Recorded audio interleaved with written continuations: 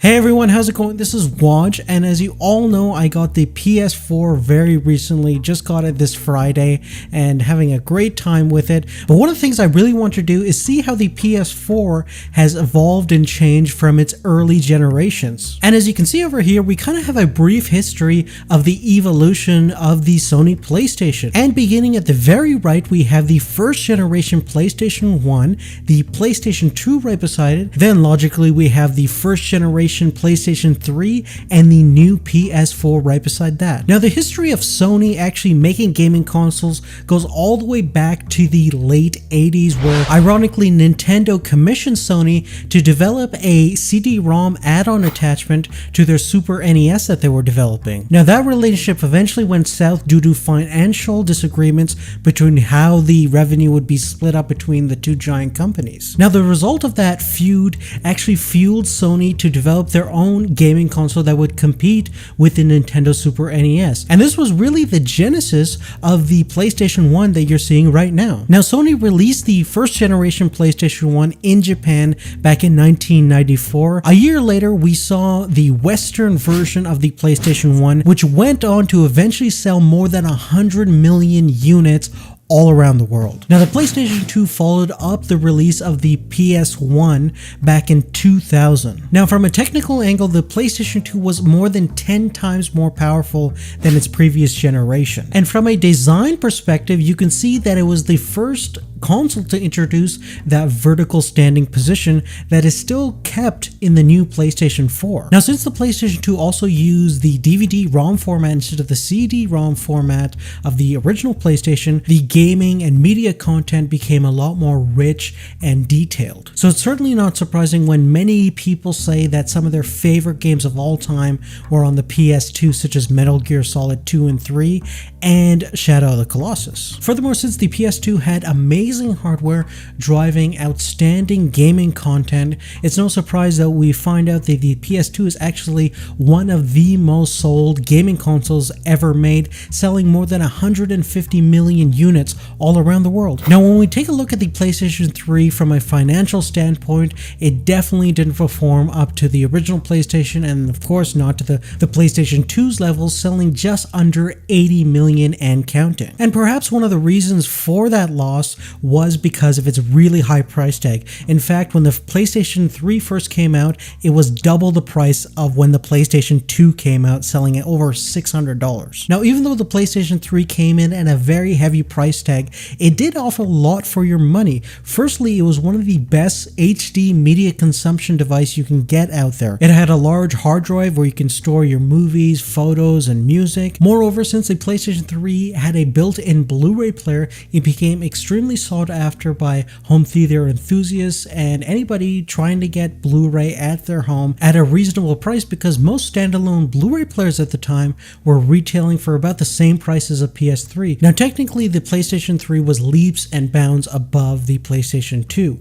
It was the first to actually introduce the cell processor architecture, which was kind of an Achilles heel for developers because although it was very powerful, capable of delivering full high definition 1080p gaming at considerably high frame rates at the time, but many developers have claimed that it was quite difficult to utilize that specific hardware and architecture on the PlayStation 3, especially when they're making cross-platform games. However, exclusive game titles such as The Last of Us and Uncharted are a tribute to what the cell processor is really capable of when a developer is exclusively making games for the PlayStation. Now, I personally think that the design of the original fat 2006 PlayStation 3 is one of the best looking consoles of all time in my opinion. For one, I love the curved architecture of the design. It was also the only generation of PlayStation where we actually saw multimedia card readers right at the front of the device, making it very convenient to import photos from your digital camera,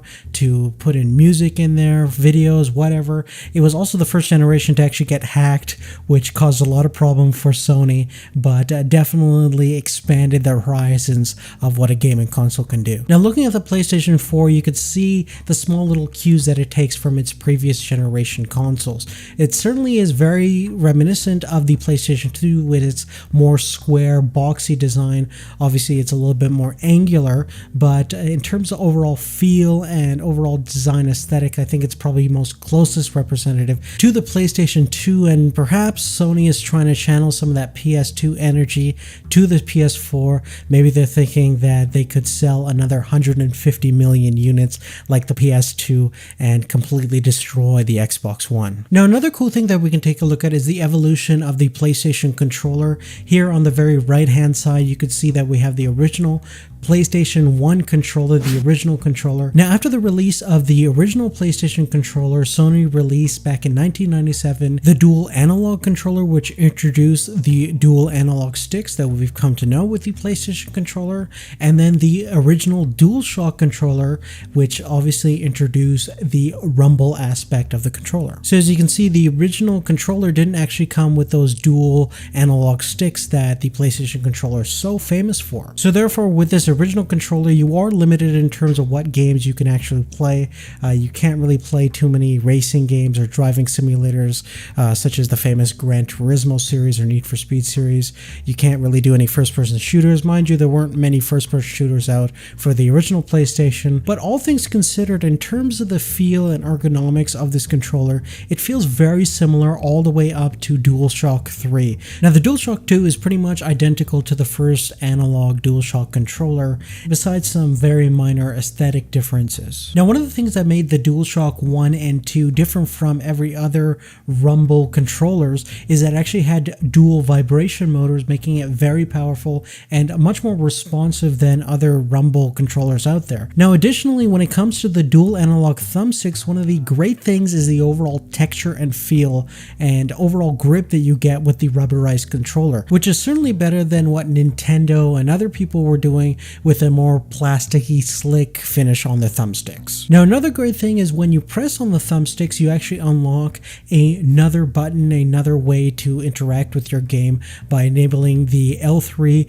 and R3 buttons. Now, after the DualShock 2, they actually went to the 6-axis controller when the PlayStation 3 first launched, which didn't have any rumble feature because of a certain lawsuit that they had to clear up before they could make the DualShock 3. But once the lawsuit cleared up, they made the DualShock 3. As you can see over here, it's pretty much the same controller as we saw previously in the DualShock 1, but now obviously it's wireless. It has the 6-axis feature, which is one of the first motion sensitive controllers to ever be made, so therefore it was pretty groundbreaking for the time. Now, lastly but not least, we have the brand new, pretty much redesigned DualShock 4 controller. This obviously comes bundled into the PlayStation 4, and one of the big things is that they've completely revamped the DualShock design. Firstly, the entire shape of the controller is slightly modified to be a little bit more ergonomically friendly with most people's hands, which is certainly true, and it has a rubberized back, which is better for grip. And for the first time in any major console controller, we have a touchpad at the center of the controller,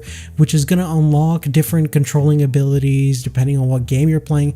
I'm playing Killzone right now, which has a couple of features that it utilizes the touchpad for, such as changing the abilities of your weapon or switching stuff. You can obviously probably customize it in the future, but it's definitely going to unlock different gaming capabilities of the controller. Now, at the very front of the controller, we have a multicolored LED light, which is going to actually help out the PlayStation camera to track your different movements of the controller, and it works really well in terms of that. The downside is it uses quite a bit of battery life, so I only managed to get about 8 hours versus the previous generation DualShock 3 got almost 30 hours. Now, the cool thing is you can charge the controller when the console is in standby mode, and obviously most people are probably going to even just connect it, use a longer cord to keep that thing always charging, because the battery life is quite low considering what the DualShock 3 did. Now, the last thing that we're going to do is take a look at the graphical progression of a single gaming franchise and see how the different consoles cope. We're going to start with the PlayStation 1, and we're going to look at the Need for Speed franchise. Now, obviously there's a whole bunch of Need for Speed games that have been made, but we're going to take a look at some of the ones that I like and some of the ones that kind of show the graphical improvements of each kind of hardware. Now, as you can see from the original Need for Speed game playing on the PlayStation 1, the graphical performance is pretty dated from our standpoint, but definitely when it came out back in 1994 in Japan, I'm sure people were really blown away by the the 3D capabilities of a CD-based gaming console. Now we're going to move on to Need for Speed Underground for the PlayStation 2, and you're going to notice a huge difference in terms of graphical performance.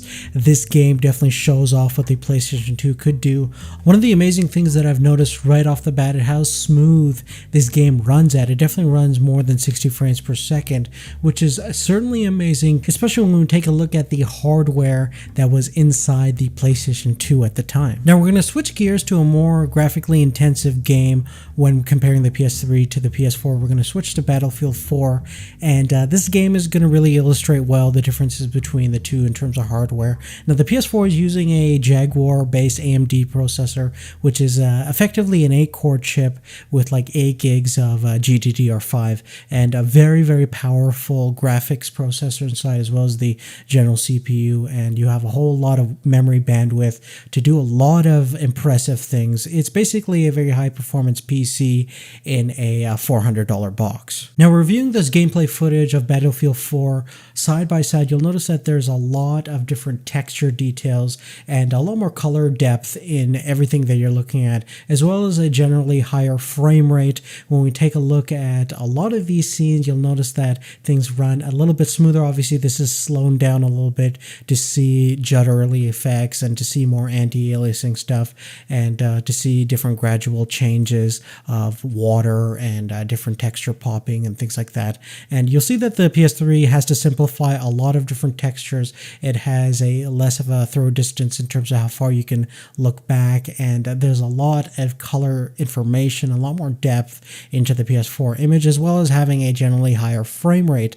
Now what you can see from a video is the detail. Now they're both really 1080p consoles. There's not a lot of difference in terms of that, but there is a different level of detail that you get within the 1080p image of the PS4 and the 1080p image that you get on the PS3. You get a lot more information, a lot more essentially pixels that are much more refined than the PS3. So when playing different graphically intensive games, you can definitely see that in person. It's very difficult to judge on a video, so never judge anything that's really on YouTube. So really what you have to do is go out there and find a PS4 from your friend or at the store and see if you can really tell by yourself without somebody pointing out different details or things like that. Again, trust your eye, because that's what you view your world through. So other than that, guys, thank you so much for watching my brief little history on the PlayStation console and really see how the design has progressed, and kind of give you guys a brief kind of introduction into what the PS4 can do